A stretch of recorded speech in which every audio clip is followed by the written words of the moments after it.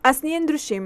Nuk shihet as pak dora njeriu tek ketë investuar në stacionin e trenit në qytetin e Lezhës, gjanë me një vend të braktisur, sesa një institucion jashtë të rëndësishëm të transportit siç janë hekurullat, të cilat në shumicën e shteteve evropiane janë pothuajse mjeti më i përdorur për udhëtim. Salla pritjet e zbrazura, xhamat të thyer, godina që dikur kanë qenë përdorur si lokale, tani përdoren si stall për derra. Gjë që të lën për shtypjen se këto hekurulla janë plotësisht jashtë funksioni. Gjallëria që ishte dikur është dukur tashmë. E ardhi vajtjet e zhurmshme mbeten vetëm kujtimet e së kaluarës. Tani gjithçka është ndryshe. Disa trena me pak udhëtar.